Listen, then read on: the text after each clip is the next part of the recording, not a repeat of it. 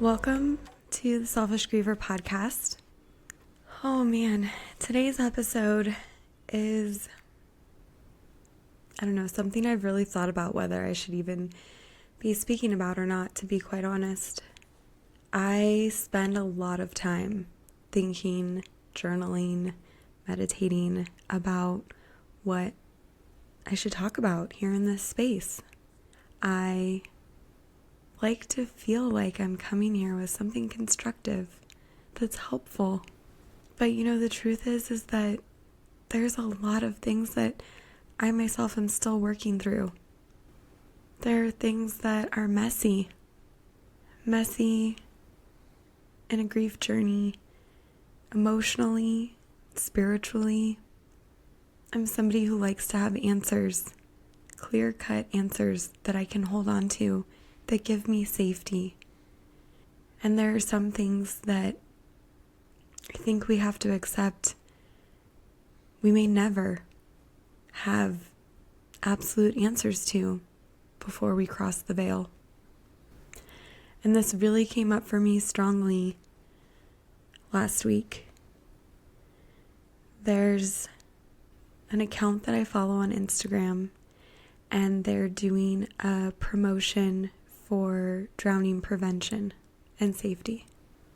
And I couldn't watch it. And it wasn't because there were images of water and pools and young children. It was because the messaging took me right back to those first weeks after Orion died, to when all I thought about every day, all day, was what could I have done different? How did I mess up so badly? How did I not know? How did I not double check? How did I not hear anything? For those of you who don't know, you're maybe just starting this podcast. My 2.5-year-old son, Orion, got up in the middle of the night when our family was sleeping, and he made it out to the backyard at my mom's house where we were visiting. And she has a pool. And I'm the one who found him in the middle of the night, a little before midnight, at the bottom. And we had locks, baby locks on the doors. We had a lock for the doggy door. We had floor-to-ceiling gates that locked off the patio from access to the backyard. We had all the things. We had a baby monitor set up in their room with the receiver in my room. Orion had never woken up in the middle of the night before. He always slept soundly till the next morning. And still somehow it happened. And I was somebody who I always wanted to be a mom. And I was going to be the best mom ever. And when the boys were born, I controlled everything. I controlled when they ate. I controlled when they slept. I controlled where they went physically, what toys they played with, what foods they ate when they started eating whole foods. I controlled everything. And I told myself that was my job. It's my responsibility to keep my boys safe. I have twins, in case I missed that in this story. And so when you tell yourself, and it's not just me, it's society, right? We're sold all the baby locks, all the monitors, the cameras, the pulse ox monitors now, the safety toys, the toys that get recalled as soon as one child has an accident, the gates, the baby gates, the locks, the alarms. We're sold all the things with the story that if you have this, you can make sure your child's safe. And I vividly remember about a week after Orion died, there was another child in the same town who drowned. Drowning's actually, I would say, common. It's not happening to every child, but I live in an area where pools, backyard pools, are very common. And so automatically the risk is increased. And so there was another little child who drowned.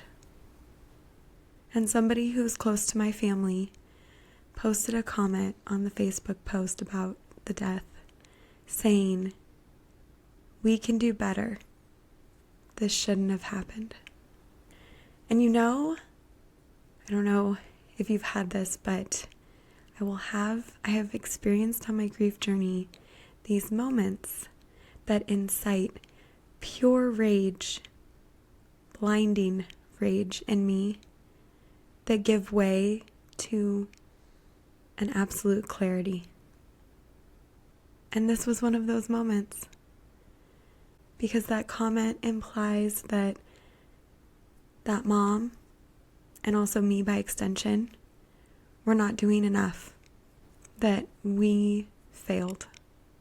And I thought about going back to find that post so that I could read word for word the response that I wrote, but honestly, I didn't want to go back and visit in that kind of detail the anger that I felt in that moment. But I remember writing, in general, a comment that said, accidents happen. And that mom is the mom that little child came here to be mothered by. And she was the best one for the job. And there is no way that we can safeguard against everything. It's impossible. And I know that personally because my son drowned too. And it's a hard topic because I feel like I can hear somebody saying, like, what, you don't support safety? You just think we should just throw up our hands, be like, oh, stuff happens? And no, of course not. I think we should do everything that we can to prevent tragedy. But I think we do ourselves a disservice as a society on the whole, but especially to grieving parents, when we don't include the other half of that narrative, which is you can't control everything. Because I personally experienced and have witnessed the debilitating shame and guilt that a grieving parent has after their child died. Because people will say, well, how'd you let that happen? Why didn't you shut the gate? As though it was an intentional choice that you made. You, who have already subscribed to this theory that you can control everything and good parents keep their kids safe, are now trying to reconcile that narrative. Because either you're a bad parent and you have to live with that for the rest of your life, or you can't actually control everything. And in which case that thought is terrifying. And I remember right after Orion died, there were people, the police officer that night, family members following that, who told me it wasn't your fault. Things just happen. And I couldn't hear them. I dismissed every time somebody told me that as them just trying to be nice to a grieving mom, because I can't take it back now. And then those thoughts led to asking myself, why would this happen when I just made one mistake and now I was having to pay the ultimate price? And how many other people did I know, parents, who'd made a mistake before, but they weren't burying their child? How many close calls And then beyond that, if you want to take it outside of people that I know, I looked around and thought about kids who grow up in obscenely dangerous situations, dangerous environments, dangerous people, and they somehow survive. And here are my boys growing up in a family that did absolutely everything we possibly could. We weren't even at the house we live at full time, and it had its own child-proofing system in place. And still, this happened. And it just didn't make any sense. I mean, if you subscribe to the idea that as long as you're controlling enough things, you can keep yourself safe, and how was this possible? And how are so many making the mistakes and still here? But you know, when it really drove home for me was after I joined some online support groups. And not even, one was specifically for drowning, but even just for infant and toddler loss. And you're in these private groups where it's only other grieving parents, and you're suddenly privy to so many stories that other heartbroken parents are sharing about a sequence of events that they could not have possibly predicted, and they resulted in their child dying. And suddenly, from this outside perspective looking in, as a grieving parent, I could see so clearly we can't control everything. We can't predict everything. And like I said, it feels like a kind of convoluted idea, because I don't think it means that you shouldn't be trying to keep yourself and others safe. And I definitely don't think that it's wrong to have drowning awareness and prevention measures. I don't think it's wrong for technology to continue to develop to provide even more and more safety measures. But I also don't think that we can just let ourselves live in this false reality that, frankly, I think our egos tell us because it's less scary. If as a society we tell ourselves that as long as we have all the safety measures, then bad things won't happen to us, then somebody like me, a grieving parent, can be other. I can be categorized as somebody who missed a step, who didn't do something that they were supposed to, and that's why this happened to them. I can be safely placed over to the side where you could never join me because you have all the things and you're doing everything to keep your kids safe. And that's ugly. And people might even initially think like, oh, that's not it. But I can tell you, I've met moms who've said they can't hear my story because it makes it too real for them. Because they can see I'm not a bad mom. I didn't just decide to not care. I didn't get lazy and not check everything. And really, the next level of this that I think makes it even more like topsy-turvy and curving back in on itself and stuff is that I think we all come here with a soul plan. I more than think that, I believe it. And so if you follow that line of thinking, then there are some kids here who planned to pass away in their youth. And as a result, their death has sparked a passion for projects, for things that help other people, including safety measures. I mean, when you think about the mere fact that in my lifetime, we have gone from optionally wearing seatbelts to required to wear seatbelts by law. Do I think that that's helping save lives? Yes. Do I tell myself that because I'm wearing a seatbelt in the car when I'm driving, that means it's impossible for me to die from an accident? No.